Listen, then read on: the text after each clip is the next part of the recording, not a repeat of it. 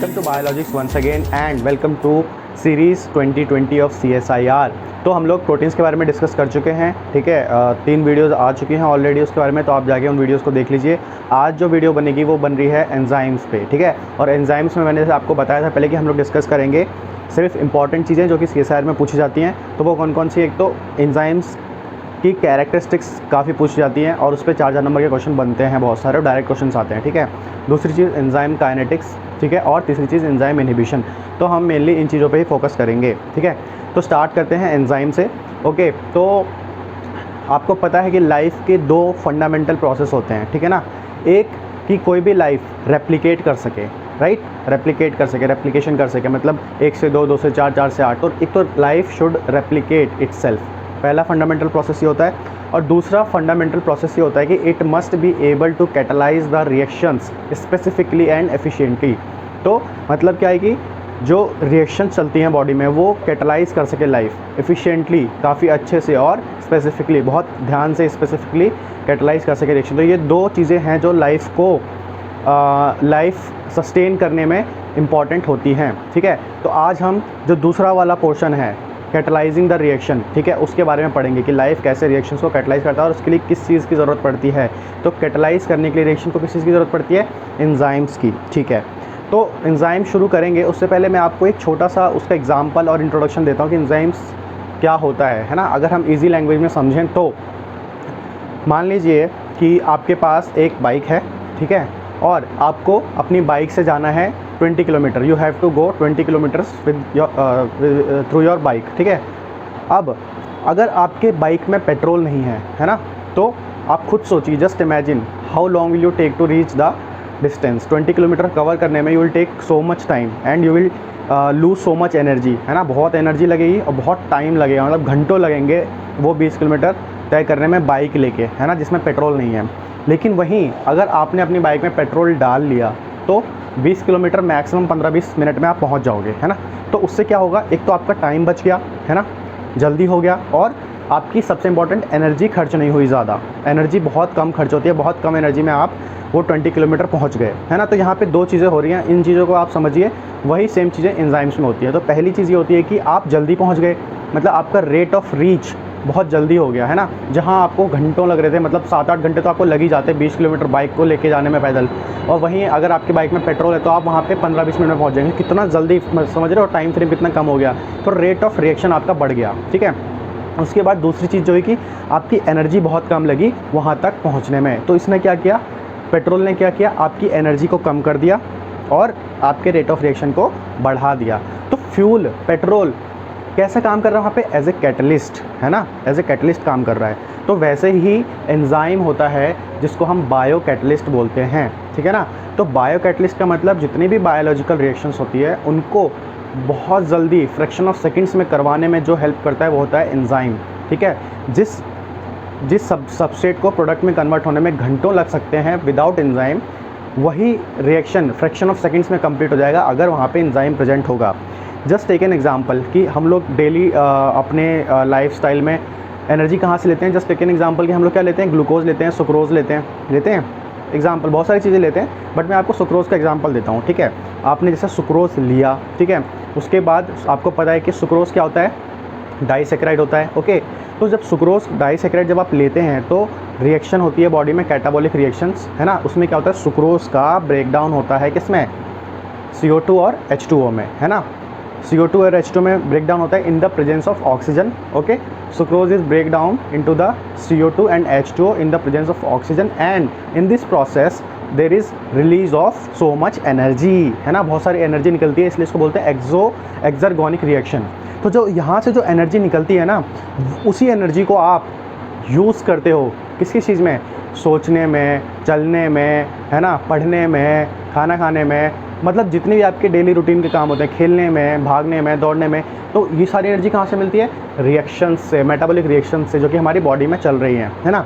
तो जैसे आपने सुक्रोज लिया आपकी बॉडी में, वहाँ पे रिएक्शंस हुई और एनर्जी में कन्वर्ट हो गया, ठीक है। फ्रैक्शन ऑफ सेकंड्स लगते हैं इसको एनर्जी रिलीज़ होने में, सुक्रोज को ब्रेक डाउन करने में हमारी बॉडी में। लेकिन आप जस्ट सोचो कि अगर आपने सुक्रोज पाउडर जो होता है सुक्रोज, उसको ऐसे ही अपने घर में कहीं शेल्फ पे रख दिया, तो उसको सालों लग जाएंगे, मतलब ब्रेक डाउन होने में, कार्बन डाइऑक्साइड और वाटर में ब्रेक डाउन होने में सालों लग जाएंगे, ठीक है ना। और बहुत धीरे धीरे धीरे धीरे धीरे ब्रेक डाउन होगा, ठीक है। क्यों?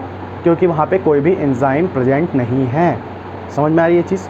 तो एंजाइम, अब आप सोचिए कि एंजाइम कितना इंपॉर्टेंट है ना, क्योंकि बॉडी में बहुत सारी ऐसे कॉम्प्लेक्स रिएक्शंस होती हैं जिसको जल्दी होना बहुत ज़रूरी होता है। अगर वो जल्दी नहीं हुई, फ्रैक्शन ऑफ सेकंड्स में नहीं हुई मेटाबॉलिक रिएक्शंस जो कि हमारी बॉडी में, तो हमारी लाइफ, हमें लाइफ सस्टेन करने में इम्पॉसिबल है, मतलब we can not sustain our life without enzyme. जैसे कि कुछ एंजाइम्स होते हैं जैसे कि जो कि फूड को डाइजेस्ट करवाने में हेल्प करते हैं ना। कुछ एंजाइम्स होते हैं जो इन्वॉल्व होते हैं नर्व सिग्नल्स को भेजने में। अब खुद सोचो ना कि अगर आपने खाना खाया और एंजाइम ही नहीं है बॉडी में, तो डाइजेस्ट ही नहीं हो रहा फूड, कितने सालों लग रहे हैं, तो उसका साइड इफ़ेक्ट आप सोचिए क्या हो सकता है ना। जब फूड ही डाइजेस्ट नहीं होगा तो आप ज़्यादा दिनों तक सर्वाइव नहीं कर पाएंगे।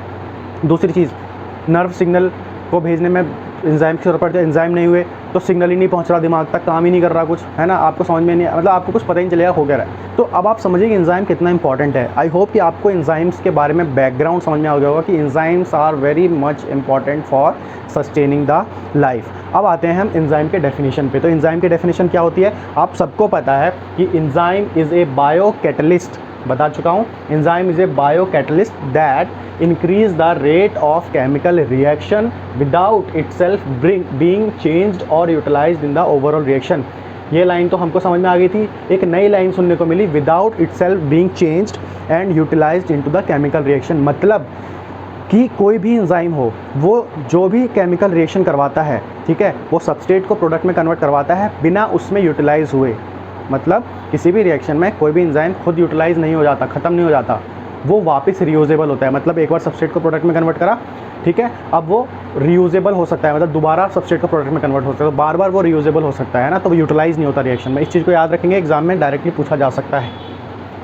अब चलते हैं इसके इम्पॉर्टेंट कैरेक्टरिस्टिक्स की तरफ।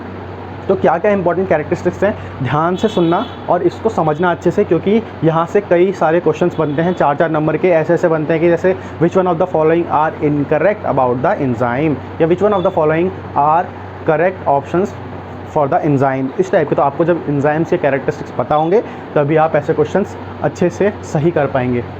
तो पहला जो कैरेक्टरिस्टिक्स है वो क्या है? All enzymes are proteins. जितने भी एंजाइम्स होते हैं वो सारे क्या होते हैं? प्रोटीन्स होते हैं। एक्सेप्ट, एक बस एक्सेप्शन है, वो क्या है कि राइबोजाइम, ठीक है। राइबोजाइम क्या होता है? वो होता है कैटालिटिक आरएनए। मतलब जितने भी एंजाइम्स होते हैं सारे के सारे होते हैं प्रोटीन्स, लेकिन एक को छोड़ के, और वो होता है आपका राइबोजाइम। तो क्योंकि ये एक्सेप्शन है इसलिए इंपॉर्टेंट भी है, इसलिए स्पेशल भी है आपके CSIR के एग्ज़ाम के लिए। तो इसको आप ध्यान रखेंगे कि राइबोजाइम को छोड़ के सारे के सारे क्या होते हैं? प्रोटीन्स होते हैं एंजाइम्स, ठीक है। अब एक चीज़ और बता दूँ, राइबोजाइम और राइबोसोम में कभी भी कंफ्यूज मत होना। राइबोसोम अलग चीज़ है, वो प्रोटीन सिंथेसिस में हेल्प करता है। राइबोजाइम एक अलग चीज़ है, ये एज एन एंजाइम काम करता है। तो इस चीज़ का ध्यान रखना।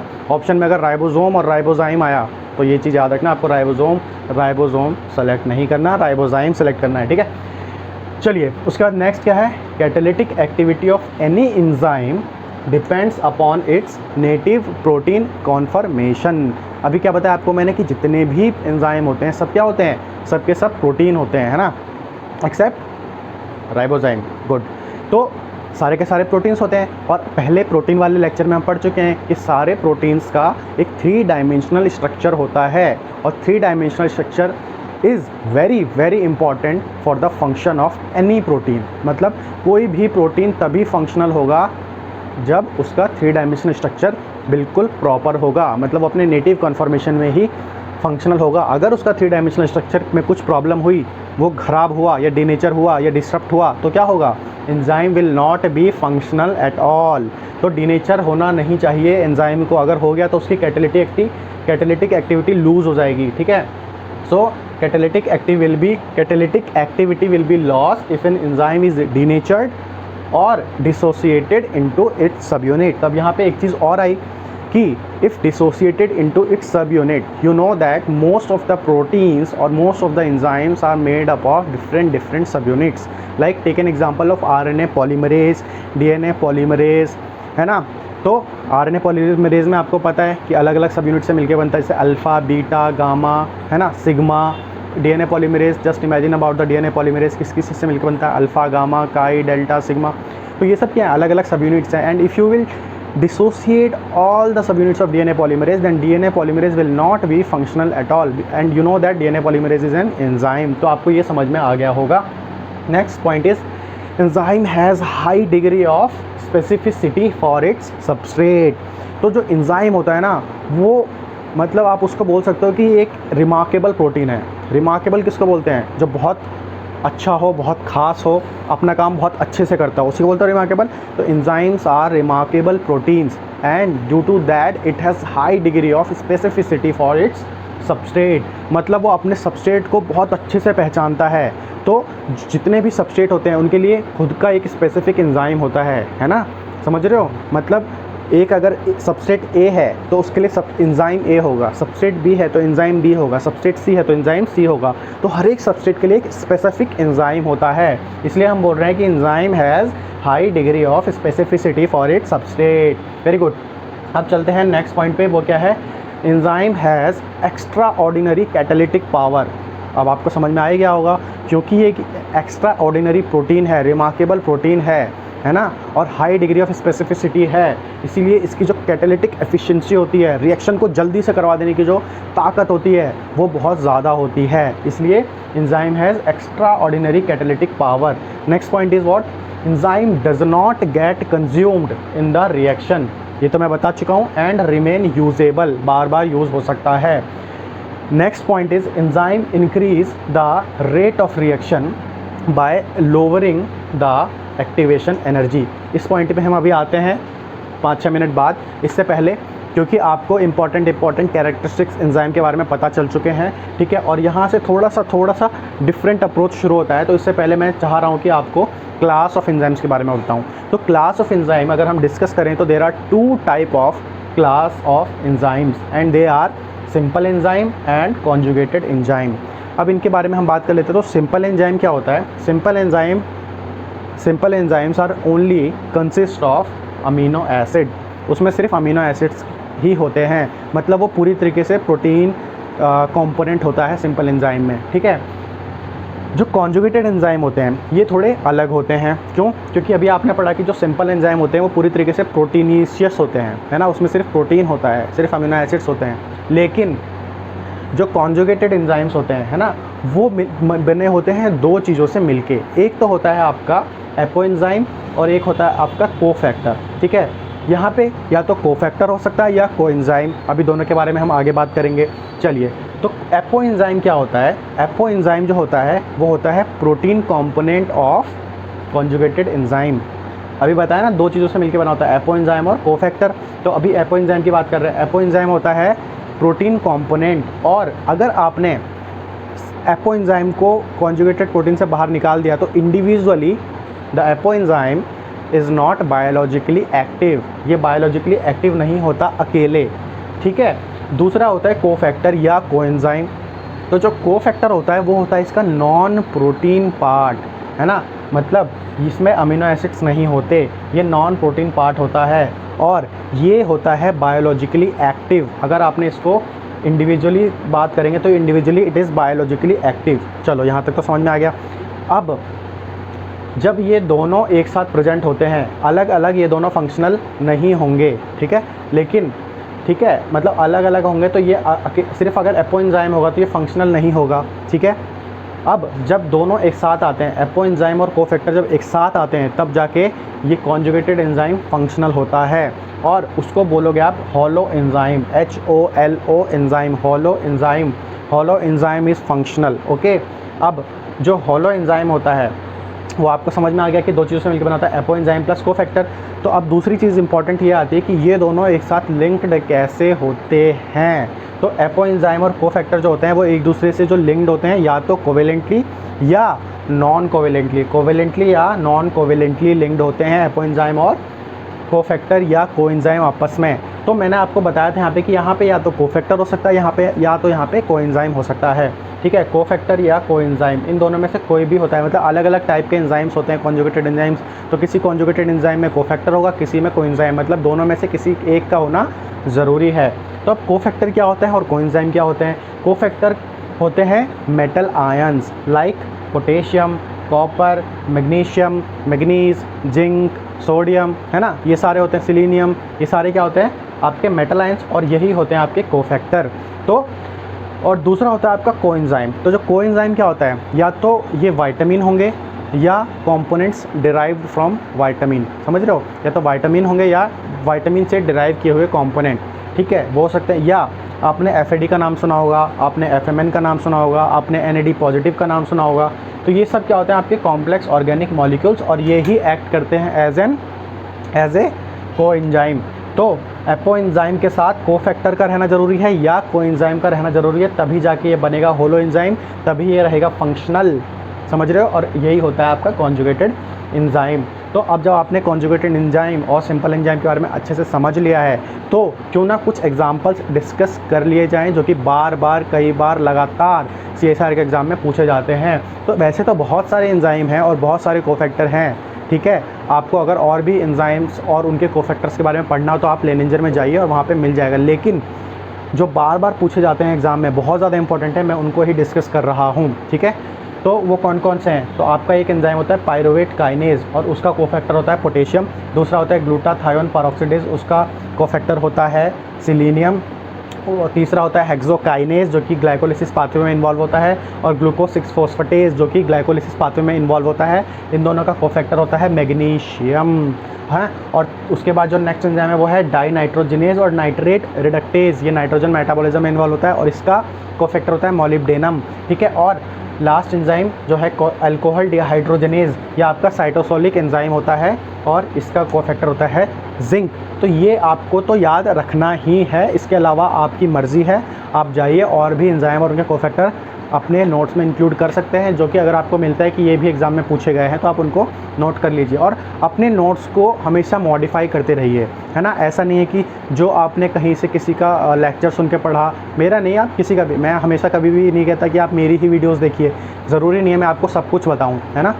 लेकिन हो सकता है कि कुछ ऐसी चीज़ मैं बता दूँ जो आपको कहीं और ना मिली हो, लेकिन बहुत सारी चीज़ें ऐसी होती हैं जो मैं नहीं बता पाता, बाकी और कहीं से आप पढ़ सकते हैं। तो वही मेरा कहने का मतलब है कि आप हमेशा किसी एक के लेक्चर पे डिपेंडेंट मत रहिए, है ना। डाइवर्सिटी आप अपने अंदर रखिए, अलग अलग लेक्चर्स को सुनिए और जहाँ से आपको लगता है कि आपको इंपॉर्टेंट पॉइंट्स मिल रहे हैं आप उसको अपने नोट्स में इंक्लूड कर लीजिए और अपने नोट्स को हमेशा बेहतर और मॉडिफाई करते रहिए, ठीक है ना। और ये बहुत ज़रूरी है, तभी आप किसी भी एग्ज़ाम को क्रैक कर पाएंगे। और नोट्स, मैं आपको एक और टिप दे देता हूँ कि नोट्स जब भी आप बनाते हो तो हमेशा ध्यान रखो कि मल्टीपल चॉइस क्वेश्चंस जो कि बार बार एग्ज़ाम में पूछे जाते हैं उनको हमेशा आप अपने नोट्स में इंक्लूड कर लिया करो, ठीक है। जैसे कि आप देख रहे हो कि ये इस टाइप के क्वेश्चन हमेशा एग्ज़ाम में पूछे जा रहे हैं, तो जब आप थ्योरी अपने नोट्स बना रहे हो तो वैसा ही थ्योरी में आप अपना इंक्लूड कर लो। तो उससे क्या होगा, जब भी आप रिवाइज़ करोगे आप क्वेश्चन भी साथ में इंक्लूड कर रहे हो, ठीक है। चलो, तो यहाँ तक आपको समझ में आ गया। अब हम चलते हैं थोड़ा सा अंदर एंजाइम के। तो एंजाइम कैसे काम करता है ना, एंजाइम करता क्या है। तो जैसे कि मैंने आपको एग्जांपल दिया था बाइक का, पेट्रोल का, फ्यूल का, है ना। तो आपको पता है कि एंजाइम क्या करता है, आपकी एनर्जी को बचाता है और रिएक्शन तेज़ कर देता है, आप जल्दी पहुँच जाते हैं, है ना। तो वैसे ही कुछ कुछ एंजाइम करता है। एंजाइम क्या करता है, enzyme increase the rate of reaction by lowering the activation energy, समझ रहे हो, लोअरिंग द एक्टिवेशन एनर्जी। तो जैसे कि ये है आपका सबस्ट्रेट, ठीक है, और इससे आपका बन रहा है आपका ये प्रोडक्ट, ठीक है। तो अगर यहाँ पे कोई एंजाइम नहीं है, ठीक है ना, तो सबस्ट्रेट से प्रोडक्ट कन्वर्ट होने में घंटों लग सकते हैं, ठीक है। जैसे कि आपको मैंने एग्जांपल दिया था शुगर वाला, सुक्रोज़ वाला, अगर आपने उसको बाहर अपने घर में ऐसे छोड़ दिया तो उसको सालों लग जाएंगे मतलब ब्रेक डाउन होने में कार्बन डाइऑक्साइड और H2 में। लेकिन वहीं अगर आप अपनी बॉडी में सुक्रोज़ लेते हैं तो फ्रैक्शन ऑफ सेकंड में आपको ब्रेक डाउन होकर क्या दे देता है, एनर्जी दे देता है बहुत सारी। तो अगर आपने एंजाइम नहीं डाला है तो सबस्ट्रेट से प्रोडक्ट कन्वर्ट होने में कई घंटे, कई साल लग सकते हैं। लेकिन अगर आपने यहाँ पे एंजाइम डाल दिया तो क्या होगा, रेट ऑफ रिएक्शन क्या हो जाएगा, तेज़, बहुत फास्ट हो जाएगा, इंक्रीज़ हो जाएगा रेट ऑफ रिएक्शन, और एनर्जी भी कम लगेगी, समझ रहे हो, एक्टिवेशन एनर्जी को कम कर देगा। अब ये एक्टिवेशन एनर्जी क्या होती है, इसको ज़रा ध्यान से समझना। अब आप यहाँ पे देखो कि ये है आपका सबस्ट्रेट, ठीक है, ये है आपका रिएक्शन कोऑर्डिनेट डायग्राम, ठीक है। इस डायग्राम को आप अच्छे से समझेंगे, ठीक है। ये है आपका सबस्ट्रेट और ये है आपका प्रोडक्ट, ठीक है।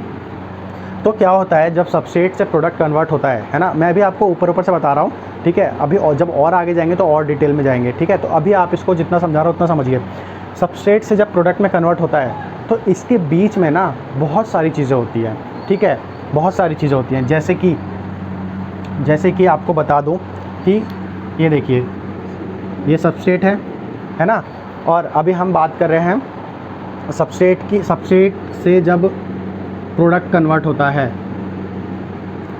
ठीक है, तो सबस्ट्रेट से जब प्रोडक्ट कन्वर्ट होता है तो क्या होता है कि यहाँ पे एक सबस्ट्रेट, दो से ज़्यादा सबस्ट्रेट हो सकते हैं, वो आपस में लिंकेज वगैरह बना सकते हैं कोई पर्टिकुलर प्रोडक्ट बनने में, है ना। तो प्रोडक्ट कब बनेगा, जब अगर दो सबस्ट्रेट आपस में बॉन्डिंग बनाएंगे या किसी सबस्ट्रेट को ब्रेक डाउन होना होगा फाइनल प्रोडक्ट बनने के लिए। तो मतलब फाइनल प्रोडक्ट बनने से पहले तक बीच में, मतलब सबस्ट्रेट से लेकर प्रोडक्ट तक के बीच में जो रास्ता, जो सफ़र है, उसमें क्या क्या चीज़ें हो सकती है, आप इसको इमेजिन करिए। मतलब या तो दो टाइप की रिएक्शंस हो सकती हैं, या तो मेटाबॉलिक रिएक्शंस या तो कैटाबॉलिक रिएक्शंस, ठीक है। तो मेटाबॉलिक रिएक्शंस में क्या होती है कि दो सिंपलर मॉलिक्यूल्स, एनाबॉलिक रिएक्शंस या तो कैटाबॉलिक रिएक्शंस। तो एनाबॉलिक रिएक्शन में क्या होता है कि जब दो सिंपलर मॉलिक्यूल्स, दो सिंपलर सबस्ट्रेट आपस में कंबाइन होते हैं एक कॉम्प्लेक्स प्रोडक्ट बनाने में, तो दो सबस्ट्रेट आपस में कंबाइंड हो रहे हैं, मतलब लिंक हो रहे हैं, है ना, तब जाके फाइनल प्रोडक्ट बन रहा है। तो कहीं ना कहीं इन दोनों के बीच में बॉन्डिंग होनी ज़रूरी है, बॉन्ड फॉर्मेशन होना ज़रूरी है, तब जाके फाइनल प्रोडक्ट बनेगा। तो सबस्ट्रेट और प्रोडक्ट के बीच में क्या होगा, बहुत सारी बॉन्ड फॉर्मेशन टेक प्लेस करेंगी, तब जाके फाइनल प्रोडक्ट बनेगा, है ना। तो अब यहाँ पे देखो ध्यान से कि इस केस में, एनाबॉलिक रिएक्शन के केस में दो सबस्ट्रेट हैं, ठीक है, और बॉडी में कोई भी रिएक्शंस ऐसे ही नहीं हो जाती, वहाँ पे हर एक स्टेप पे एनर्जी की रिक्वायरमेंट पड़ती है, ठीक है।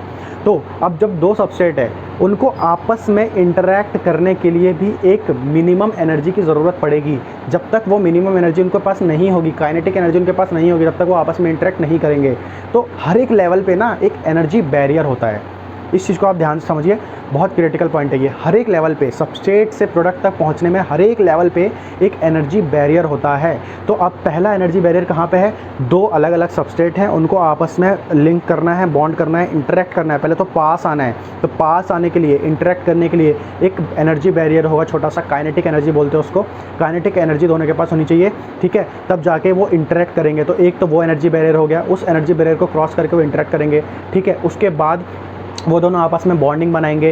तो बॉन्ड बनाने के लिए भी आपको पता है, जब दो चीज़ें एक दूसरे के साथ लिंक करती हैं तो एनर्जी की ज़रूरत पड़ती है ना। तो दो चीज़ें एक साथ लिंक कर रही हैं तो उसके लिए एनर्जी चाहिए होगी, तो वहाँ पे भी एनर्जी चाहिए, तो उस एनर्जी बैरियर को भी क्रॉस करना है उनको। तो एक बार क्रॉस किया तब थोड़ा और आगे पहुँचे, ठीक है। उसके बाद उनको और फिर तो कुछ चीज़ें बॉन्ड रीअरेंजमेंट अगर होना है तो उसके लिए एनर्जी चाहिए, तब जाके फाइनल प्रोडक्ट बनेगा। तो हर एक स्टेप पे ना एक एनर्जी बैरियर होता है, ठीक है। तो उस एनर्जी बैरियर को अगर कोई भी क्रॉस करेगा तभी जाके वो मेटाबॉलिक रिएक्शन कंप्लीट हो पाएगी। इस चीज़ को अगर आप समझ गए तो अब आप आ जाइए यहाँ पे। तो क्या होता है कि सबस्ट्रेट से लेकर प्रोडक्ट के बीच में बहुत सारी चीज़ें होती है जो हमें नहीं दिखाई देती। हम सब पढ़ते हैं, जब पढ़ते हैं तो सीधा ये पढ़ते हैं सबस्ट्रेट से प्रोडक्ट में कन्वर्ट हो गया, तभी इसलिए हम कभी भी एंजाइम काइनेटिक्स समझ नहीं पाते, ठीक है। तो यहाँ पे क्या होता है, इसके बीच में बहुत सारी एनर्जी बैरियर होती है जिसको क्रॉस करना ज़रूरी होता है, ठीक है।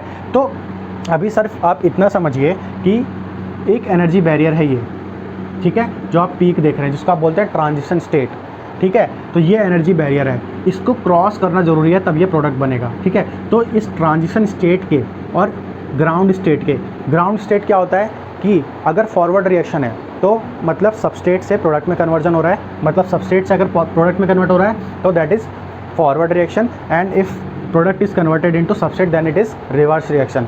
तो ग्राउंड स्टेट क्या होता है कि ग्राउंड स्टेट, दोनों का ग्राउंड स्टेट होता है, सबस्ट्रेट का भी ग्राउंड स्टेट होता है और प्रोडक्ट का भी ग्राउंड स्टेट होता है। तो फॉरवर्ड रिएक्शन में सबस्ट्रेट का ग्राउंड स्टेट ये होता है जहाँ से रिएक्शन स्टार्ट होता है, ठीक है, और रिवर्स रिएक्शन में ग्राउंड स्टेट होता है पी का, जहाँ से रिएक्शन स्टार्ट होता है। तो फॉरवर्ड और रिवर्स दोनों रिएक्शंस का अपना अपना ग्राउंड स्टेट होता है। तो ग्राउंड स्टेट और ट्रांजिशन स्टेट के बीच में जो एनर्जी होती है उसको बोलते हैं फ्री एनर्जी, ठीक है, और इसको क्रॉस करना ज़रूरी होता है इस ट्रांजिशन स्टेट को, तब जाके प्रोडक्ट में कन्वर्जन होता है किसी भी सबस्ट्रेट का। तो अब आप यहाँ पे ज़रा ध्यान से देखिए, तो क्या होता है कि इसके बीच में जो एनर्जी होती है फ्री एनर्जी, उसी को बोलते हैं एक्टिवेशन एनर्जी, ठीक है ना। तो अब आप यहाँ पे देखिए, ये जो आपको रेड वाला दिखाई दे रहा है, ये जो रेड वाला दिखाई दे रहा है वो है आपका अनकैटलाइज्ड रिएक्शन, मतलब कि यहाँ पे आपका एंजाइम नहीं प्रेजेंट है, अनकैटलाइज्ड रिएक्शन, ठीक है, रेड वाला जो है। तो अब आप देखिए जो अनकैटलाइज्ड रिएक्शन है उसका ट्रांजिशन स्टेट हाई है, उसका पीक हाई है, मतलब उस एनर्जी बैरियर को क्रॉस करने में ज़्यादा एनर्जी लगेगी, ज़्यादा एक्टिवेशन एनर्जी चाहिए, है ना। लेकिन ये जो आपका है ग्रीन वाला, ये जो है आपका, ये है आपका कैटलाइज्ड रिएक्शन, कैटलाइज्ड रिएक्शन, ठीक है। तो अब क्या होता है कि देखो जब एंजाइम प्रेजेंट नहीं है तो इस पीक को क्रॉस करने में ज़्यादा एक्टिवेशन एनर्जी लगती है, समझ रहे हो, ये देखो एक्टिवेशन एनर्जी, ज़्यादा एक्टिवेशन एनर्जी लग रही है इस पीक को क्रॉस करने में, ठीक है। अब लेकिन अगर एंजाइम आपने उस रिएक्शन में डाल दिया तो क्या होता है कि उसका जो एक्टिवेशन एनर्जी होती है वो कम हो जाती है, डिक्रीज़ हो जाती है, उसका ट्रांजिशन स्टेट नीचे आ जाता है ना, तो रिएक्शन जल्दी हो जाता है, ठीक है। तो कैटलाइज्ड रिएक्शन में क्या होता है, ट्रांजिशन स्टेट नीचे शिफ्ट हो जाता है, ठीक है। क्यों?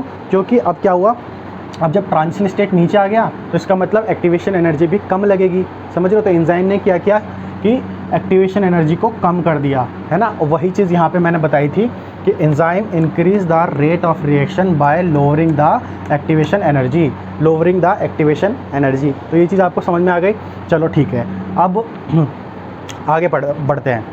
अब क्या है, the position and direction of reaction is not affected by the enzyme. यहाँ पे एक चीज़ थोड़ी सी मिस्टेक है, the position and direction of equilibrium होगा, ठीक है, position and direction of equilibrium,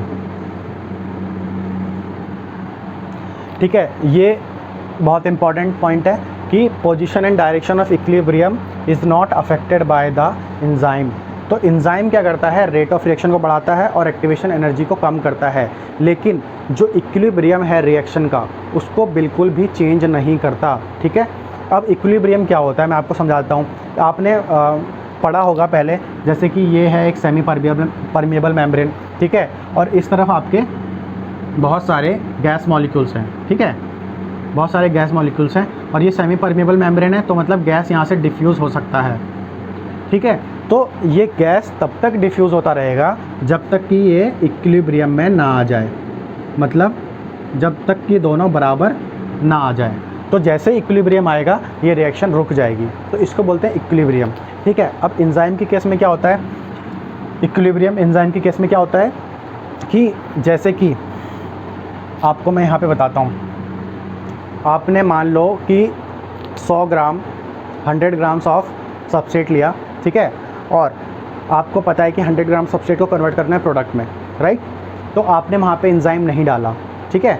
enzyme अगर नहीं डालोगे तो क्या होगा, वो रिएक्शन होने में, सबस्ट्रेट से प्रोडक्ट कन्वर्ट होने में घंटों लग सकते हैं, ठीक है, ये सालों लग सकते हैं, लेकिन कन्वर्ट तो होगा, सबस्ट्रेट से प्रोडक्ट में कन्वर्ट तो होगा ही, है ना, चाहे सालों लगे चाहे घंटों लगे। तो वो चाहे धीरे धीरे हो रहा है लेकिन अपने उस पाथ को वो फॉलो करेगा, ठीक है, चाहे सालों लगे, ठीक। तो जब सारा का सारा सबस्ट्रेट प्रोडक्ट में कन्वर्ट हो जाएगा, या जितना भी उसको कन्वर्ट होना होगा प्रोडक्ट में, ठीक है, वो हो जाएगा, तो क्या होगा, रिएक्शन अपने आप रुक जाएगी। जब इक्विलिब्रियम पहुंच जाएगा तो रिएक्शन क्या होगी, अपने आप रुक जाएगी, ठीक है। अगर आपने एंजाइम डाल दिया तो क्या होगा, वो सबस्ट्रेट प्रोडक्ट में कन्वर्ट होगा, ठीक है, बहुत जल्दी, मतलब फ्रैक्शन ऑफ सेकंड में हो जाएगा, लेकिन जितना कन्वर्ट होना होगा उतना ही कन्वर्ट होगा, ये नहीं कि वो एक्स्ट्रा सबस्ट्रेट को कन्वर्ट कर देगा, समझ रहे हो इस चीज़ को। एक्स्ट्रा पहले भी नहीं कर रहा था, एक्स्ट्रा अभी भी नहीं करेगा इन द प्रेजेंस ऑफ एंजाइम। तो वो इक्विलिब्रियम को मेंटेन रखता है, ठीक है ना, वो कभी भी सबस्ट्रेट और प्रोडक्ट के पोजीशन को अफेक्ट नहीं करता और डायरेक्शन को अफेक्ट नहीं करता, हमेशा उसके इक्विलिब्रियम को मेंटेन रखता है। इक्विलिब्रियम पे मैं आपको थोड़ा सा एक एग्जाम्पल भी देके आगे बताऊँगा, जब जाके आपको ज़्यादा क्लियर हो जाएगा। बस आपको अभी यहाँ पर ये समझना है कि the position and direction of equilibrium is not affected by enzyme. अगर मैं आपको अभी मैं जो नेक्स्ट चीज़ बताने जा रहा हूँ उसमें और क्लियर हो जाएगी, धीरे धीरे आपको इक्विलिब्रियम क्लियर होगा, ठीक है। तो नेक्स्ट पॉइंट है वो ये है कि if ground state free energy of substrate, if ground state free energy of substrate is greater than ground state free energy of product, तो क्या होगा। ये अब ये मसला क्या है, तो मैं आपको यहाँ पे बता दूँ कि यहाँ पे आप ज़रा ध्यान से देखिए,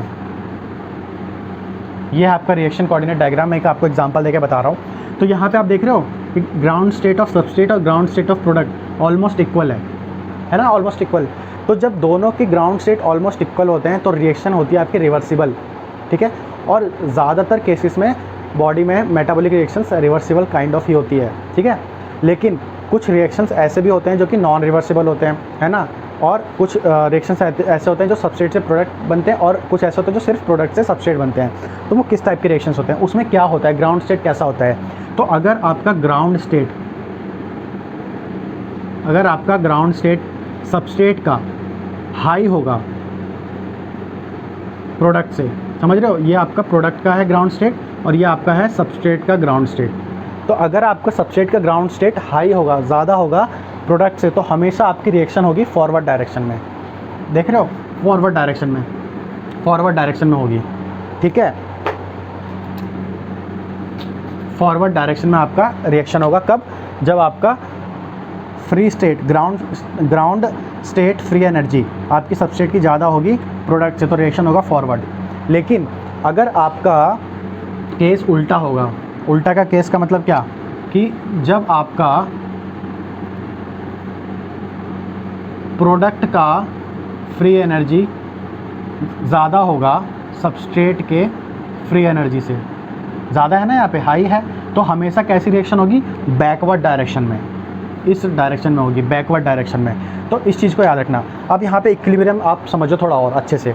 अब क्या होगा, देखो, जैसे कि ये जो रिएक्शन है, ग्राउंड स्टेट ऑफ प्रोडक्ट ज़्यादा है as compare to ground state of substrate, ठीक है। अगर आपने यहाँ पे एंजाइम नहीं ऐड किया, ठीक है, तब भी रिएक्शन होगी, घंटों लगेंगे चाहे सालों लगेंगे, लेकिन रिएक्शन किस डायरेक्शन में होगी, प्रोडक्ट टू सबस्ट्रेट, मतलब बैकवर्ड डायरेक्शन में होगी, समझ रहे हो। चाहे आपने एंजाइम नहीं भी ऐड किया, लेकिन सालों लग जाएंगे, घंटों लग जाएंगे। अब अगर आपने एंजाइम ऐड कर दिया तो वही रिएक्शन फ्रैक्शन ऑफ सेकंड में हो जाएगी, लेकिन होगी किस तरफ, होगी तो बैकवर्ड डायरेक्शन में ही ना, मतलब प्रोडक्ट से सबस्ट्रेट ही तो कन्वर्ट होगा। ऐसा तो नहीं है कि एंजाइम डाल देंगे तो वो सबस्ट्रेट से प्रोडक्ट में कन्वर्ट कर देगा, ऐसा नहीं होता। तो यही होता है इक्विलिब्रियम, ठीक है। तो ये दो टाइप की रिएक्शन और बता दिया मैंने। फॉरवर्ड रिएक्शन कैसा होता है, कब होता है, किस केस में, ये चीज़ें ध्यान रखना। अगर सीएसआर के एग्जाम में बहुत सारे कंसेप्ट बेस्ड एनालाइज करने वाली चीज़ें पूछी जाती है, तो फॉरवर्ड रिएक्शन का ग्राफ याद रखना और रिवर्स का याद रखना और रिवर्सिबल का याद रखना। तो ये दोनों चीज़ें आपको क्लियर हो गई कि if ground state free energy of substrate is less than the ground state free energy of product, then the reaction will be in backward direction, ठीक है। अब चलते हैं नेक्स्ट पॉइंट पे, क्या है, most of the biological reactions are reversible because delta free energy of substrate ground free energy of substrate is and ground free energy of product are almost equal, जो कि ये वाला ग्राफ आपको दिखा रहा है, दोनों का ऑलमोस्ट इक्वल होता है। तो रिएक्शन कैसे होती है, रिवर्सिबल। तो मोस्टली केसेस ऐसे होते हैं, लेकिन बहुत सारे रिएक्शंस सिर्फ फॉरवर्ड डायरेक्शन में भी होते हैं और सिर्फ रिवर्स डायरेक्शन में भी होते हैं, वो इरिवर्सिबल होते हैं, जैसे कि ये, समझ रहे हो।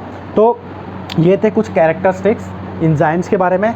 अब इतना सब कुछ समझने के बाद आपको 3 पॉइंट जो हैं वो की पॉइंट हमेशा अपने दिमाग में रखने हैं एंजाइम्स के बारे में। यहाँ से कई सारे एग्जाम्स में क्वेश्चन पूछे जाते हैं और वो की पॉइंट्स हैं आपके कौन कौन से। एक तो है एंजाइम डिक्रीज एक्टिवेशन एनर्जी, समझ में आ रहा है, डिक्रीज कर दिया ना इसने एक्टिवेशन एनर्जी को। दूसरा enzyme increase rate of reaction, ठीक है। और तीसरा क्या है, enzyme do not change the equilibrium of reaction. तो ये की पॉइंट्स आपको ज़रूर ध्यान में रखना है एंजाइम्स के बारे में। तो ये सारे थे कैरेक्टरिस्टिक्स। इसके बाद अब हम पढ़ेंगे किसके बारे में, कि एंजाइम्स काम कैसे करते हैं, हाउ एंजाइम वर्क्स। उसके बाद बात करेंगे एंजाइम काइनेटिक्स के बारे में। चलिए तो वो अब डिस्कस करते हैं। स्क्रीनशॉट के लिए बोल रहे थे बहुत सारे बच्चे, आप आराम से स्क्रीनशॉट ले लीजिए।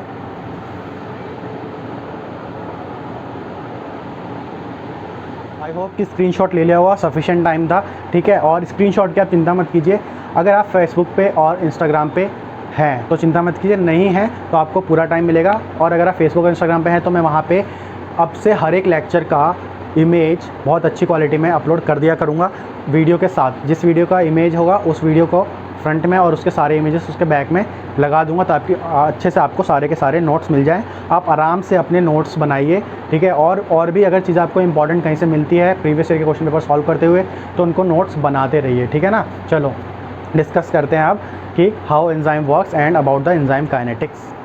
So after discussing about the important characteristics of enzyme, we will discuss about how enzyme works and what enzyme does. enzyme क्या करता है और enzyme कैसे काम करता है. तो सबसे पहले हम बात करने जा रहे हैं what enzyme does. enzyme क्या करता है. Okay, so chemical reaction between two substance occurs only when atoms, ions or molecules of one substance react with another substance. Okay, collides with another substance. ठीक है, कोई भी रिएक्शन कब होती है आपको पता है कि जब दो रिएक्टेंट्स आपस में इंटरैक्ट करते हैं या दो ions, molecules, atoms of two substance आपस में रिएक्ट करते हैं, तब कोई भी रिएक्शन होती है. ठीक है, लेकिन but only a fraction of total collisions result into a chemical reactions. तब क्या होता है कि जो हमारी सेल होती है, ठीक है, हमारी बॉडी के अंदर जो सेल्स होती है जहाँ पे मेटाबॉलिक रिएक्शंस होती हैं, अब वहाँ पे क्या होता है कि वहाँ पे बहुत सारे मॉलिक्यूल्स प्रेजेंट होते हैं. Enormous amount of molecules are present in the cell. ठीक है, और उनके बीच में आपस में कोलिजन होता रहता है, लेकिन सारे के सारे कोलिजन्स रिएक्शन में कन्वर्ट नहीं हो पाते, है ना. Few collisions only can be converted into the chemical reaction. और ये क्यों होता है? क्योंकि because only few molecules possess minimum kinetic energy required for the reaction to occur. क्योंकि जो बहुत सारे मॉलिक्यूल्स प्रेजेंट है सेल में, वो आपस में कोलिजन तो करते रहते हैं लेकिन रिएक्शन नहीं कर पाते. क्यों? क्योंकि बहुत कम मॉलिक्यूल ऐसे होते हैं जिनके पास मिनिमम काइनेटिक एनर्जी होती है, जो कि ज़रूरत होती है किसी भी केमिकल रिएक्शन को होने में. समझ रहे हो इस चीज़ को? तो मिनिमम काइनेटिक एनर्जी होनी चाहिए रिएक्टेंट्स के पास, ताकि वो कोलाइड करके रिएक्शन कर सकें. ठीक है, उसके बाद क्या है, when reactants collide they form intermediate products. अब क्या होता है कि अगर जैसे मान लो 1000 ऑफ एग्जांपल लेते हैं, 1000 ऑफ मॉलिक्यूल्स है, राइट. 1000 ऑफ मॉलिक्यूल्स में only 500 molecules are able to, actually all are colliding with each other. 1000 के 1000 एक साथ कोलाइड कर रहे हैं, एक साथ कोलिजन कर रहे हैं एक दूसरे के साथ, but only 500 molecules among 1000 can proceed for reaction because those 500 molecules have minimum kinetic energy. तो वही मॉलिक्यूल्स रिएक्शन में प्रोसीड करेंगे, आगे जाएंगे जो जिनके पास मिनिमम काइनेटिक एनर्जी होगी. ठीक है, अब मान लो कि अब जिनके पास मिनिमम काइनेटिक एनर्जी है वो आपस में कोलाइड कर गए. ठीक है, तो उसके बाद क्या करेंगे, अब हम जितनी भी चीज़ें पढ़ेंगे वो पढ़ेंगे एंजाइम कैटलाइज्ड रिएक्शन के बारे में. ठीक है ना, मतलब अब हम सारी रिएक्शन जो भी पढ़ रहे हैं वो सब ये इमेजिन करना है कि सब एंजाइम के प्रेजेंस में हो रही है, राइट. तो अब जब दो रिएक्टेंट आपस में कोलाइड कर रहे हैं, ठीक है, उन due to the presence of minimum kinetic energy, तो क्या होगा कि रिएक्टेंट आपस में कोलाइड करेंगे, ठीक है, और बनाएंगे प्रोडक्ट, है ना. लेकिन जैसे कि मैंने आपको पहले बताया था कि सबस्ट्रेट से प्रोडक्ट बनने के बीच में बहुत सारे अलग अलग स्टेजेस होते हैं. ठीक है ना, जैसे कि एंजाइम और सबस्ट्रेट, जब जैसे आप यहाँ पे देख सकते हो, ये है आपका एंजाइम, ये है सबस्ट्रेट. जब एंजाइम और सबस्ट्रेट आपस में इंटरैक्ट करेंगे तो बनेगा आपका एंजाइम सबस्ट्रेट कॉम्प्लेक्स. तो एक स्टेज तो ये हो गई.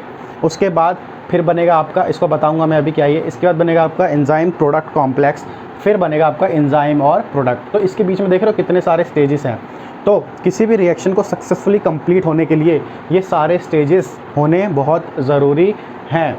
ठीक है, तो जैसे कि मैंने यहाँ बताया, when reactants collide they form intermediate products. Intermediate products कौन कौन से होते हैं? Enzyme substrate complex and enzyme product complex, दो होते हैं. ठीक है, तो the chemical energy of enzyme substrate complex and enzyme product complex are higher than the combined chemical energy of reactants. ये चीज़ आप थोड़ा और ध्यान से समझेंगे. क्या होता है कि इनके पास जो भी मिनिमम काइनेटिक एनर्जी है, एंजाइम के पास अलग, सबस्ट्रेट के पास अलग, ये दो अलग अलग मॉलिक्यूल्स हैं जिनको आपस में इंटरेक्ट करना है, राइट. तो जब ये दोनों आपस में इंटरेक्ट कर लेते हैं और बनाते हैं intermediate complex, enzyme substrate complex, तो एंजाइम सबस्ट्रेट कॉम्प्लेक्स का जो केमिकल एनर्जी है वो ज़्यादा होना चाहिए इनके इंडिविजुअल एनर्जीज से. ठीक है, अब इसके बाद आपका बनता है एंजाइम प्रोडक्ट कॉम्प्लेक्स. तो एंजाइम प्रोडक्ट कॉम्प्लेक्स का भी जो कंबाइंड केमिकल एनर्जी है, it should be also higher than the chemical energies of reactants. समझ रहे हो? तभी कोई भी रिएक्शन आगे प्रोसीड होगी. अब आप यहाँ पे थोड़ा और ध्यान समझिए. जैसे ये तो आपको पता है ई क्या है, एंजाइम है, एस सबस्ट्रेट और पी प्रोडक्ट है. अब यहाँ पे ई एस क्या होता है? Enzyme substrate complex. E P होता है enzyme product complex. Enzyme substrate complex और एंजाइम प्रोडक्ट कॉम्प्लेक्स के बीच में एक स्टेज और आती है जो कि आपको बहुत सारे बुक्स में नहीं मिलेगा, ज़्यादातर बुक्स में नहीं मिलेगा. ठीक है, बट मैंने यहाँ पे इसको इसलिए इंक्लूड किया कि क्योंकि आपको अच्छे से समझ में आ जाए कि ट्रांजिशन स्टेट क्या होती है. ठीक है, तो क्या होता है कि एंजाइम सबस्ट्रेट कॉम्प्लेक्स और एंजाइम प्रोडक्ट कॉम्प्लेक्स के बीच में एक ट्रांजिशन स्टेट होती है. ठीक है। अब ट्रांजिशन स्टेट क्या होती है, अभी हम उस पर आते हैं। क्या होता है कि जैसे कि मैं आपको अभी पहले बता रहा था कि एक जो ट्रांजिशन स्टेट होता है ना, एक डायग्राम मैंने आपको रिएक्शन कोऑर्डिनेट डायग्राम बताया था पहले, उसमें मैंने आपको दिखाया था कि अगर एंजाइम के बिना अगर कोई भी रिएक्शन हो रही है तो उसका ट्रांजिशन स्टेट हाई होता है ना। और अगर एंजाइम के साथ हो रहा है, जैसे आप यहाँ पे भी देख सकते हैं, एंजाइम के बिना अगर कोई भी रिएक्शन होती है उसका ट्रांजिशन स्टेट बहुत हाई होता है, और एंजाइम अगर हम ऐड करते हैं तो उसका ट्रांजिशन स्टेट नीचे आ जाता है ना, समझ रहे हो, ट्रांजिशन स्टेट नीचे आ जाता है, एनर्जी कम लगती है। तो ये तो मैंने आपको पहले ही बता दिया था, लेकिन अब हम इसको थोड़ा और डिटेल में समझेंगे। तो उसको समझने के लिए अब आपको यहाँ पे एक्टिवेशन एनर्जी को और ट्रांजिशन स्टेट को दोनों को एक साथ बहुत अच्छे से समझना होगा। तो उसके लिए मैं आपको एक एग्जांपल देने जा रहा हूँ, जिससे आपको हमेशा के लिए क्लियर हो जाएगा कि एक्टिवेशन एनर्जी क्या होती है, ट्रांजिशन स्टेट क्या होता है, और आप कभी भी नहीं भूलोगे, ठीक है। अब आप जस्ट इमेजिन करो कि आप एक पहाड़ पे हो, ठीक है, आप एक हिल एरिया में हो, ठीक है, और आपके सामने एक बहुत बड़ा पहाड़ है, ठीक है। मान लो कि आप हो ये, ठीक है, और आपके सामने एक बहुत बड़ा पहाड़ है, ठीक है, बहुत बड़ा हिल है। अब आपको क्या करना है कि इस पहाड़ के उस पार, इस हिल के उस पार, ठीक है, इस पॉइंट के उस पार आपको ये पत्थर ऐसे उठा के ले जाना है और इस पार गिराना है, जस्ट इमेजिन। और ये पत्थर काफ़ी बड़ा है और काफ़ी भारी है, ठीक है, लेकिन इतना है कि आप इसको ऊपर तक पहुंचा के गिरा सकते हो, इतना भारी है। तो उस फेज़ को आप इमेजिन करो, फिर आप अच्छे से एक्टिवेशन एनर्जी और ट्रांजिशन स्टेट के बारे में समझ सकते हो। चलो यहाँ पे देखो आप ध्यान से, क्या होता है कि जैसे आप मान लो आपने इमेजिन किया कि ये आप हो, ठीक है, ये हिल का सबसे पीक पॉइंट है, ठीक है, और आप इस पत्थर को लेके ऊपर चढ़ रहे हो, ठीक है। तो अब आप जब चढ़ोगे ऊपर तो अब आप फील करोगे कि आपको स्टार्टिंग में बहुत ज़्यादा एनर्जी लगानी पड़ती है ना, और यहाँ तक पहुँचने में आपको ज़्यादा एनर्जी लगानी पड़ेगी, है ना। पत्थर को जब तक आप ऊपर नहीं पहुँचा दोगे बहुत एनर्जी लगेगी, लेकिन एक जो स्टार्टिंग की जो एनर्जी होती है, जो आपको पुश देती है पत्थर को ऊपर उठाने के लिए, है ना, समझ रहे हो, depending on the weight of the rock. तो जो आपका जो स्टार्टिंग का जो पुश होता है ना, जहाँ से आप पत्थर को ऊपर ले जाना शुरू करते हो, वो पुश बहुत ज़रूरी होता है, ठीक है। तो वो जो पुश होता है वो एज ए बैरियर काम करता है। तो जैसे ही आप उस बैरियर को तोड़ देते हो, समझ रहे हो, जैसे ही आपने पत्थर को ऊपर उठाना शुरू किया, वो बैरियर टूट गया, मतलब अब आपने एनर्जी लगानी शुरू कर दी है, ठीक है, इस चीज़ को समझ रहे हो। तो वो जो बैरियर होता है ना, वही होता है आपका क्या होता है, अभी उस पर आता हूँ। चलो यहाँ पे अब आप समझो कि अभी ऊपर जाते हैं हम, उससे पहले आप यहाँ पे देखो कि जब आपने पत्थर को ऊपर ले जाना शुरू नहीं किया है तो आपके पास बहुत सारी एनर्जी है ना, बहुत सारी एनर्जी है, ठीक है। तो उसको आप बोलोगे फ्री एनर्जी, क्योंकि आपकी एनर्जी अभी यूज़ नहीं हुई है ना, ऊपर ले जाने में पत्थर को, तो उसको बोलोगे free energy, starting free energy level, है ना, स्टार्टिंग फ्री एनर्जी लेवल। अब क्या होगा कि आप इसको ऊपर ले जाना शुरू करोगे, ठीक है, जैसे जैसे आप ऊपर लेके जाओगे, यहाँ पहुँचोगे, ठीक है, तो यहाँ से यहाँ के बीच में क्या है, एक बैरियर है ना। तो अब जब आप इस बैरियर को क्रॉस कर लोगे, ठीक है, जैसे ही आप इस बैरियर को क्रॉस करोगे तो क्या होगा, अब यहाँ पे जैसे ये पत्थर पहुँचेगा, जैसे यहाँ पे ये पत्थर पहुँचेगा, तो ये कैसा है, बिल्कुल पीक पॉइंट है ना, और काफ़ी नैरो है यहाँ पे पॉइंट, है ना। तो इसका मतलब यहाँ पे आप ज़्यादा देर रुक नहीं सकते हो, ठीक है, यहाँ पे आप ज़्यादा देर रुक नहीं सकते हो। तो यहाँ पे चांसेस क्या होंगे, क्या चांसेस होंगे कि ये पत्थर या तो आप इस तरफ छोड़ दोगे या ये पत्थर आप इस तरफ छोड़ दोगे। मतलब यहाँ पे पहुँचने के बाद एक तो आप वैसे ही इतना एग्जॉस्ट हो चुके होंगे कि आपको ज़्यादा, आपके पास आप कॉन्शियस भी ज़्यादा नहीं होंगे, बहुत थके हुए रहेंगे, तो आपका कंट्रोल पत्थर पे से धीरे धीरे हटने लगेगा, ठीक है। तो अब आप कॉन्शियस नहीं रहोगे पत्थर मैं किधर छोड़ रहा हूँ, तो वो पत्थर की जो प्रोबेबिलिटी होगी ना, रॉक की जो प्रोबेबिलिटी होगी गिरने की, दोनों साइड इक्वल होगी। मतलब वो इधर भी आ सकता है और वो इधर भी आ सकता है, ठीक है। तो यही होता है बैरियर, एक तरीके से ये क्या होता है, बैरियर होता है, ठीक है। तो एक्टिवेशन एनर्जी क्या होती है, वही उसी बैरियर को हम बोलते हैं एक्टिवेशन एनर्जी। तो activation energy is a barrier required to make product. तो जैसे ये बैरियर टूटता है तो पत्थर इधर गिर जाता है। अब जब पत्थर इधर गिरेगा तो ये छोटे छोटे इसके टुकड़े होंगे, है ना, जब पत्थर इधर गिरेगा तो छोटे छोटे टुकड़े होंगे, देख रहे हो। तो जब छोटे छोटे टुकड़े हो जाएंगे तो इसका मतलब ये इसका कॉन्फॉर्मेशन अलग हो गया, मान लो, इमेजिन कर लो कि प्रोडक्ट बन गया।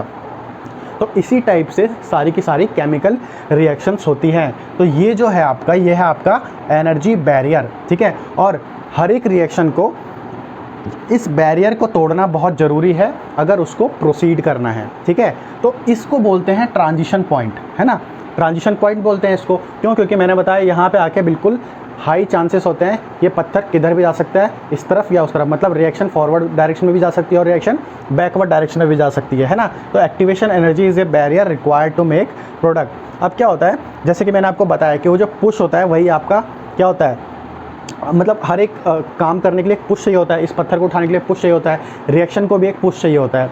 तो most of the reaction require push to get started, है ना, and that push is known as activation energy. तो इससे क्या समझ में आया कि हर एक रिएक्शन को प्रोसीड होने के लिए एक्टिवेशन एनर्जी की एक पुश की ज़रूरत पड़ती है, ठीक है। तो यहाँ तक आपको समझ में आ गया। अब जैसे ये पत्थर नीचे गिरेगा तो यहाँ पे आके क्या है, ये वापस सारी एनर्जी रिलीज़ हो जाएगी, है ना।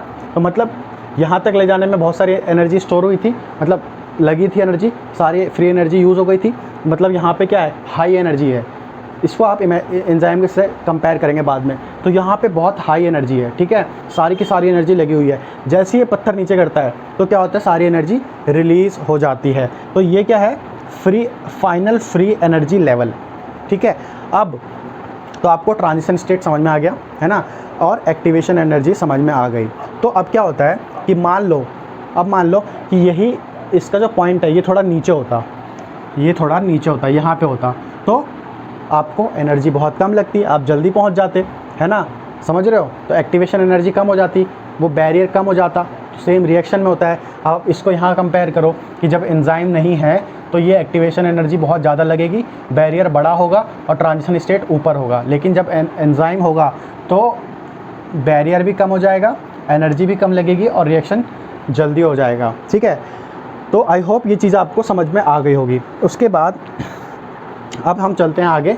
तो हाँ, तो ये क्या हुआ, in order to reach the transition state, मतलब ये है transition state. In order to reach the transition state some additional energy is also required other than the chemical energy of reactant.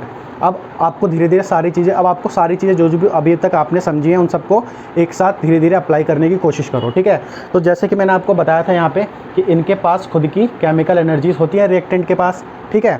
लेकिन क्या होता है कि ट्रांजिशन स्टेट तक पहुंचने के लिए, समझ रहे हो, इस स्टेट तक पहुंचने के लिए इनकी खुद की एनर्जी तो चाहिए ही, लेकिन इसके अलावा एक एडिशनल एनर्जी भी चाहिए, और वही एडिशनल एनर्जी है कौन सी, एक्टिवेशन एनर्जी, समझ रहे हो।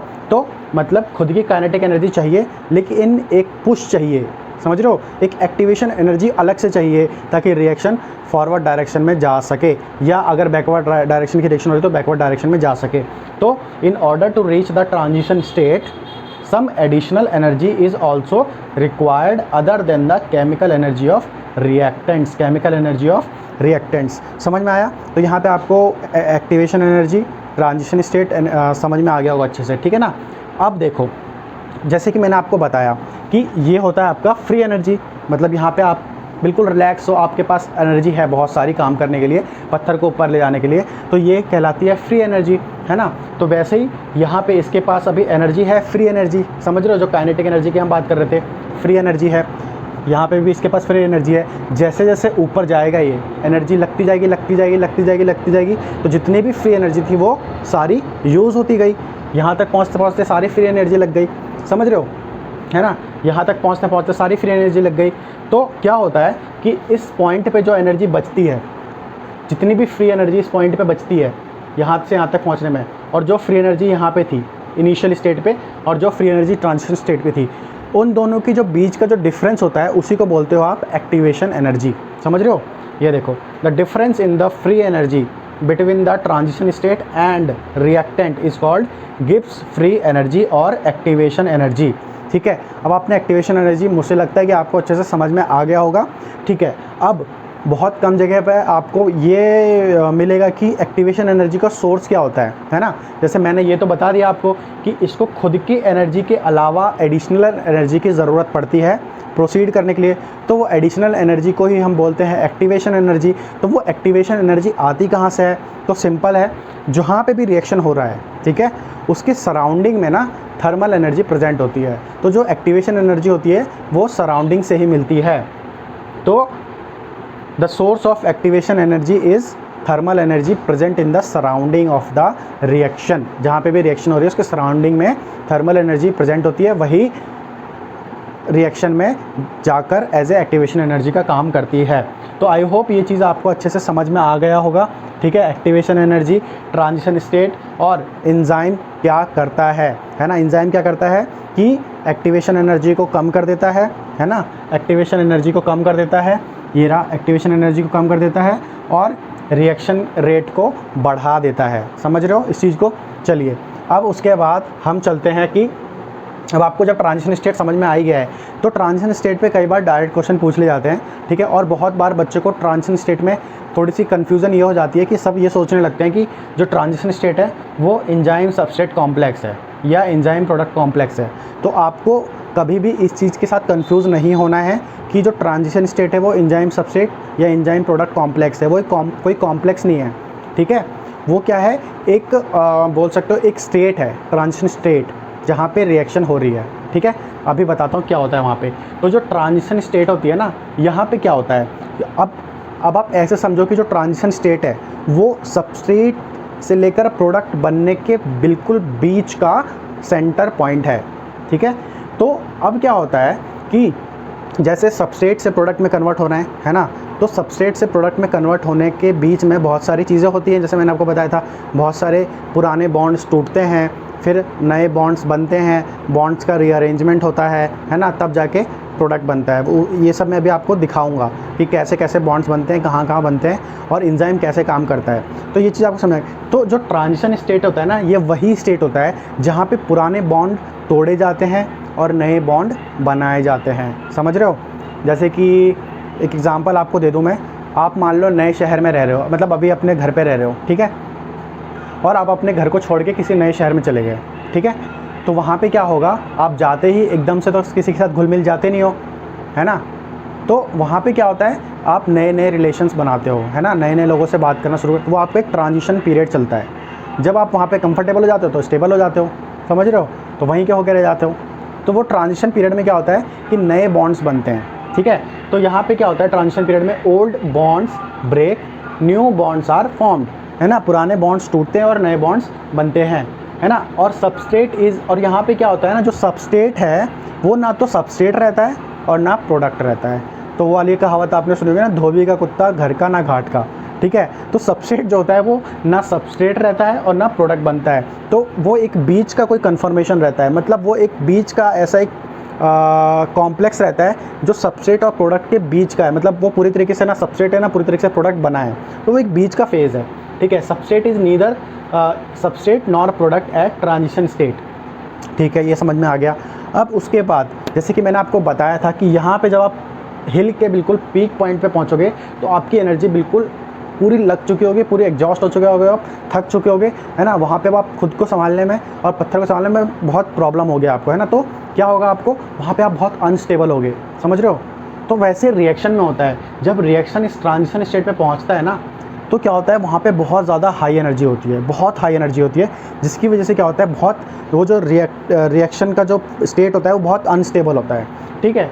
तो unstable and short lived species, यहाँ पे जो भी इवेंट्स हो रहे होते हो ना, मतलब बॉन्ड के टूटने का, बॉन्ड के बनने का, वो इतना फास्ट होता है, बहुत ज़्यादा फास्ट होता है। मतलब एक तरीके से आप बोल सकते हो कि ये डेंजर एरिया है, यहाँ पे आप ज़्यादा देर रुक नहीं सकते हो, ठीक है। तो ये जो एरिया होता है एंजाइम के लिए डेंजरस होता है, आप ऐसे मान के सोच लो। तो एंजाइम की जो रिएक्शन होती है ना वो ज़्यादा देर यहाँ पे रुकती नहीं है। तो यहाँ पे कोई भी एंजाइम रिएक्शन पहुँची, फटाफट पुराने बॉन्ड तोड़े, नए बॉन्ड बनाए और झट से या इधर आ गए या इधर आ गए, समझ रहे हो। तो वही है, this is the unstable short lived species with equal probability of going in either forward और बैकवर्ड डायरेक्शन। समझ में है, यहाँ पे इक्वल प्रोबेबिलिटी होती है क्योंकि ये बहुत ही अनस्टेबल स्टेट होता है।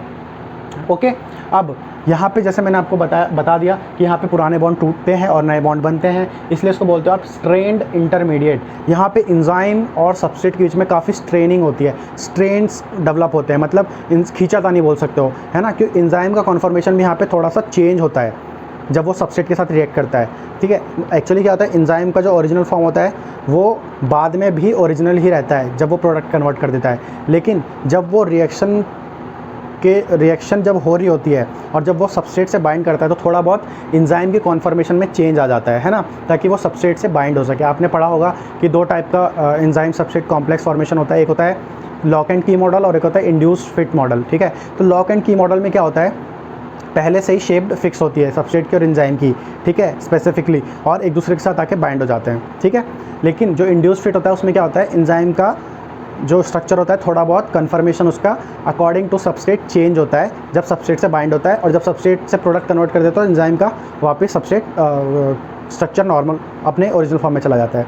तो वही, तो यहाँ पे क्या होता है कि दोनों के बीच में काफ़ी खींचातानी होती है, क्योंकि नए बॉन्ड्स बन रहे होते हैं एंजाइम और सबस्ट्रेट के बीच में कुछ इंटरेक्शंस होती हैं, तो एंजाइम का थोड़ा बहुत स्ट्रक्चर चेंज होता है, तो उसकी वजह से सबस्ट्रेट का भी स्ट्रक्चर चेंज होता है, तो वहाँ पे स्ट्रेन्स डेवलप हो जाते हैं, तो इसलिए उसको बोलते हैं स्ट्रेन्ड इंटरमीडिएट, ठीक है। अब जैसे कि मैंने आपको बता दिया था पहले कि transition state is not any chemical species and you should not have to confuse with the reaction intermediate like ES and EP, है ना। आपको ये बिल्कुल भी नहीं समझना है कि ट्रांजिशन स्टेट एक इंटरमीडिएट कॉम्प्लेक्स है, वो ES है या EP है, तो ये चीज़ आपको समझ में आ गई होगी, ठीक है। अब थोड़ा सा आगे चलते हैं, इसमें क्या है, an enzyme lowers the activation energy of reaction, ये तो आपको समझ में आ ही गया है, and increase the fraction of molecules that have enough energy to attain the transition state and make the reaction faster.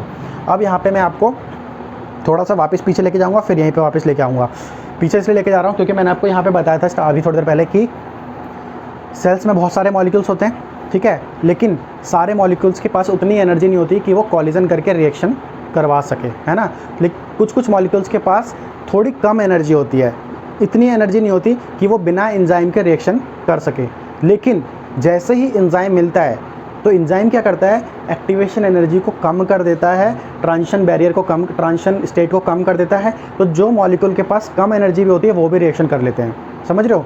तो वही यहाँ पे मैंने लिखा है कि an enzyme lower the activation energy of reaction and increase the fraction of molecules, fraction of molecules को increase कर देता है। आप ज़्यादा मॉलिक्यूल्स इंटरेक्ट कर सकते हैं, क्यों, क्योंकि उनका एनर्जी बैरियर कम हो गया है, and that have enough energy to attain the transition state and make the reaction faster, ठीक है। ये चीज़ आपको समझ में आ गई। अब आगे चलते हैं, the enzyme does not change the relative energy of initial and final stage, ठीक है। इसको आप थोड़ा और ध्यान से समझेंगे। मैंने आपको बताया था ना इक्विलिब्रियम के बारे में, तो मैंने ये भी बोला था कि थोड़ा और आगे चलेंगे तो इक्विलिब्रियम और अच्छे से समझ में आएगा, ठीक है। तो यहाँ पे मैंने आपको बताया था कि जब आपने इस पत्थर को नहीं उठाया, है ना, तो आपके पास फ्री एनर्जी है, ठीक है, फ्री एनर्जी है, और जब पत्थर इधर पहुँच गया तो इस पत्थर के सारी एनर्जी रिलीज हो गई, वहाँ पर फ्री एनर्जी है। वैसे ही यहाँ पर एंजाइम की और सबस्ट्रेट की खुद की फ्री एनर्जी है, ठीक, और यहाँ पर रिलीज़ होने के बाद भी जो फ्री एनर्जी है, तो क्या होता है, अगर एंजाइम किसी भी रिएक्शन में नहीं प्रेजेंट है तब भी वो जो फ्री एनर्जी होती है अवेलेबल वो उतनी ही रहती है, ठीक है, इनिशियल और फाइनल।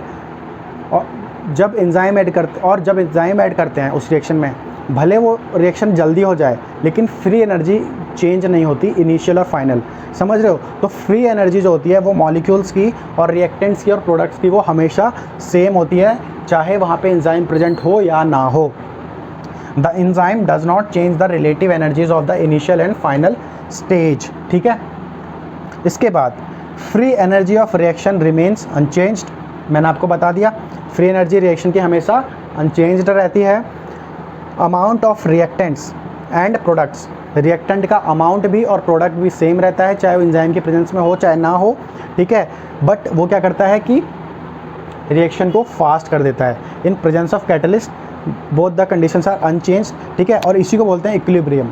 तो एंजाइम क्या करता है, इक्विलिब्रियम को डिस्टर्ब नहीं करता, ठीक है, वो बस एक्टिवेशन एनर्जी को कम कर देता है और रेट ऑफ रिएक्शन को बढ़ा देता है, ठीक है। अब ये सब चीज़ें हो गई। अब इसके बाद हम समझेंगे कि एंजाइम कैसे काम करता है, हाउ एंजाइम वर्क्स, ठीक है। तो ये आप ये देख रहे हैं, ये है एंजाइम, ठीक है, और ये है इसकी बाइंडिंग साइट्स, ये है बाइंडिंग साइट्स, ठीक है, और ये बीच में जो रेड कलर से आप देख रहे हो ये है इसका कैटालिटिक साइट, जहाँ पे कैटालिटिक एक्टिविटी होती है, ठीक है, जहाँ पे बॉन्ड ब्रेकेज, बॉन्ड फॉर्मेशन, ये सब चीज़ें होती है। तो और ये है आपका सबस्ट्रेट। तो क्या होता है कि जब सबस्ट्रेट और एंजाइम आपस में इंटरैक्ट करते हैं, इंटरैक्ट करते हैं तब क्या होता है, इनके दोनों के बीच में बहुत सारे मल्टीपल बॉन्ड्स बनते हैं, मल्टीपल वीक बॉन्ड्स बनते हैं, नॉन कोवेलेंट बॉन्ड्स बनते हैं, like hydrogen bond, hydrophobic bond, ionic bond, ये सब क्या होते हैं, नॉन कोवेलेंट बॉन्ड। तो इन दोनों के बीच में बनते हैं नॉन कोवेलेंट बॉन्ड्स, ठीक है। तो क्या होता है कि जब नॉन कोवेलेंट बॉन्ड्स बनते हैं, है ना, तो क्या होता है, जब बॉन्ड्स बनती हैं तो कुछ एनर्जी रिलीज़ होती है, ठीक है, free energy release due to formation of weak interaction. जब ये वीक इंटरेक्शन बनता है तो कुछ फ्री एनर्जी रिलीज़ होती है, ठीक है, और उसी फ्री एनर्जी को आप बोलते हो बाइंडिंग एनर्जी, बाइंडिंग एनर्जी, ठीक है। एक बार और ध्यान से समझ लो कि जब एंजाइम और सबस्ट्रेट आपस में रिएक्ट करते हैं तो वो रिएक्ट करते हैं through formation of so many weak non covalent bonds like ionic, hydrogen, hydrophobic etcetera, ठीक है, और उनके बनने से, बॉन्ड्स के बनने से कुछ फ्री एनर्जी रिलीज होती है जिसको आप बोलते हो बाइंडिंग एनर्जी। अब ये जो बाइंडिंग एनर्जी होती है वही एक्टिवेशन एनर्जी को कम करती है।